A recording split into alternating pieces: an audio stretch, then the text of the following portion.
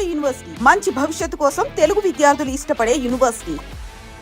ఇక చాలా రోజుల నుంచి చాలా మంది మీడియా మిత్రులు అడుగుతా ఉన్నారు, ఏమైంది మల్లన్న, సస్పెన్షన్ ఆర్డర్ వచ్చింది, మీరు స్పందించరా,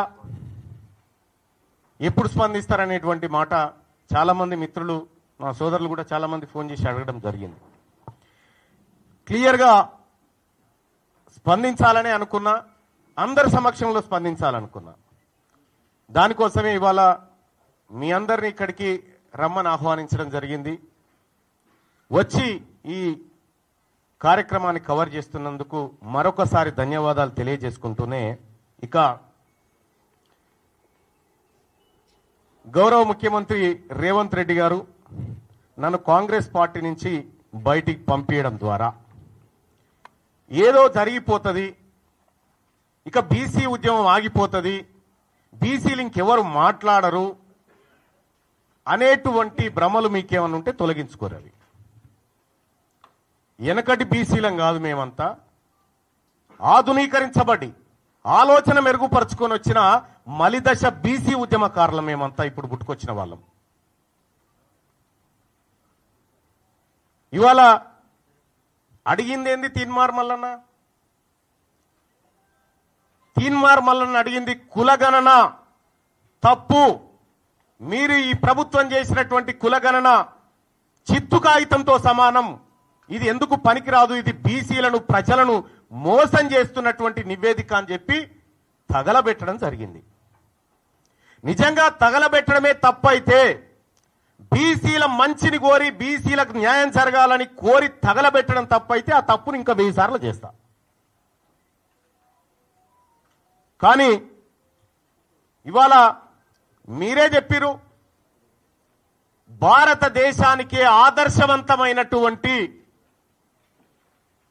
కులగణన మనం చేయబోతా ఉన్నాం, ఇది నా జన్మ సార్థకం అనేటువంటి డైలాగులు పెద్దగా కొట్టిరు.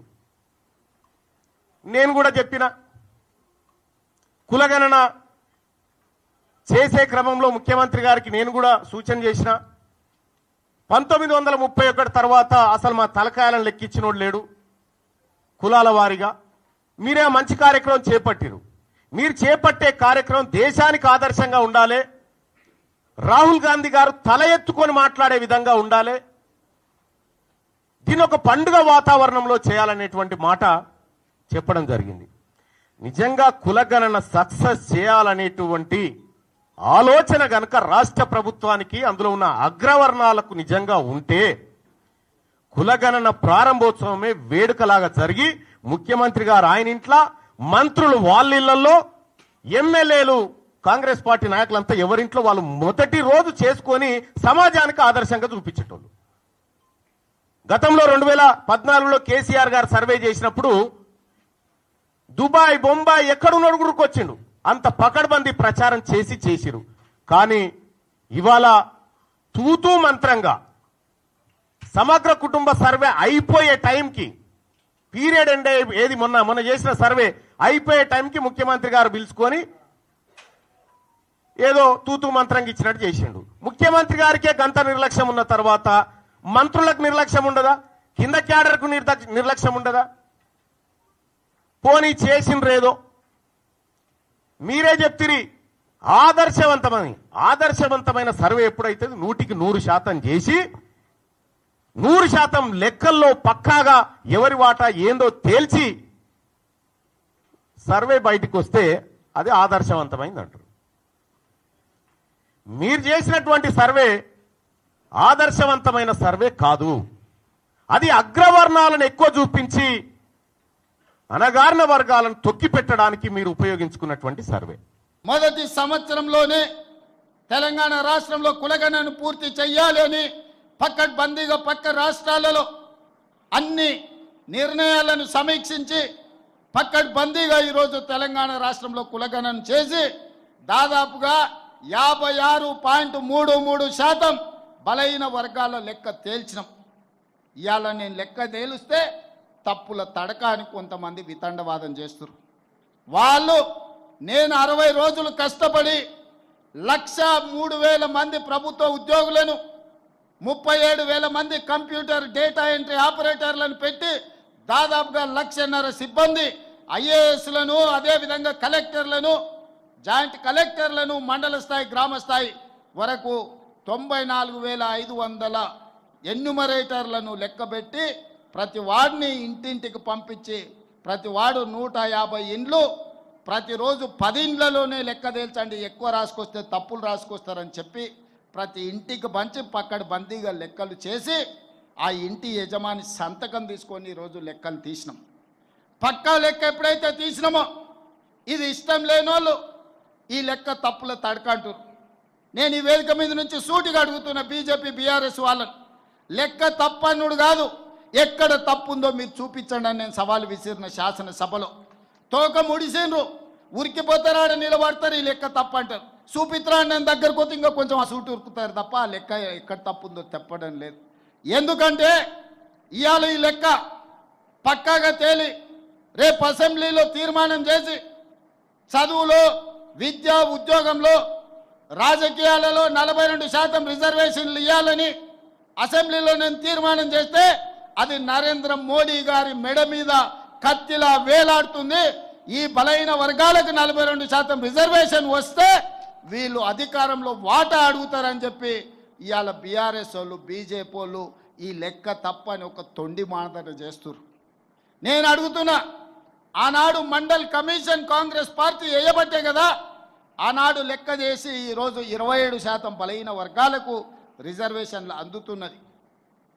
విద్యా ఉద్యోగాలలో మిత్రుడు అనిల్ చెప్పినట్టు ఆ రిజర్వేషన్లే కదా ఇవాళ నరహరినైనా, శ్రీధర్నైనా చాలామంది మా పద్మశాలి సోదరులు ఐఏఎస్లు అయ్యిండ్రు అని అంటే, ఉన్నతాధికారులు అయ్యిండ్రంటే ఆ రిజర్వేషనే కదా. ఆనాడు ఆ లెక్క తప్పని ఇట్లనే ఎవడైనా తొండి వాదన్నో మొండి వాదన్నో చేసి ఉంటే ఆ లెక్కలను పరిగణలోకి తీసుకోకపోతే బలహీన వర్గాలకు 27% రిజర్వేషన్ వస్తుండేనా? ఈనాడు నేను చేసిన లెక్కను తప్పు పడితే, ఈ లెక్కను పక్కన పెడితే మీకు ఏ రకంగా 42% రిజర్వేషన్ వస్తుందో మా సోదరులను ఆలోచన చేయండి అని నేను అంటున్నా. దీని వెనకాల ఉన్న కుట్రను మీరు గమనించండి. ఇవాళ నేను చేసిన లెక్క సరిగ్గా అని తేలి 42% రిజర్వేషన్లు పెంచి విద్య, ఉద్యోగ, ఉపాధి, రాజకీయాలలో మీ చైతన్యం పెరిగి మీ అవకాశాలు వస్తే రేపు మన పరిపాలన, మన నిర్ణయాలు మనమే తీసుకుంటే బలహీన వర్గాలకు హక్కు వస్తుంది. వాళ్ళ హక్కులను కాలరాయాలి, వాళ్ళ గొంతును నులిమేయాలని ఈరోజు కుట్ర జరుగుతుంది. సోదరులారా, మీరు ఆలోచన చేయండి. ఈరోజు ఈ లెక్క తప్పు చేస్తే నాకేమైనా లాభం వస్తుందా? చంద్రశేఖరరావు గారు సమగ్ర కుటుంబ సర్వేలో తేల్చిన లెక్క 51%.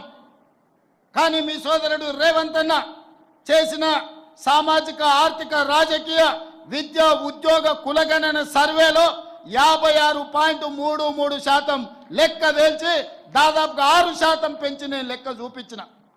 చంద్రశేఖరరావు గారు ఉన్నత కులాలది 21% అని లెక్క తేలిస్తే నేను పెట్టిన లెక్కలలో 15.28% అని లెక్క తేలింది. ఈ రకంగా పక్కా లెక్క నేను తేలిస్తే ఈరోజు ఆ లెక్కను తప్పంటుండ్రు. ఒకవేళ ఈ లెక్కన పక్కన పెడితే మీకు 42% రిజర్వేషన్ ఎట్లొస్తుందో మీరు చెప్పండి అని నేను మిమ్మల్ని అడుగుతున్నా. మిమ్మల్ని సూచన చేయమని అడుగుతున్నా.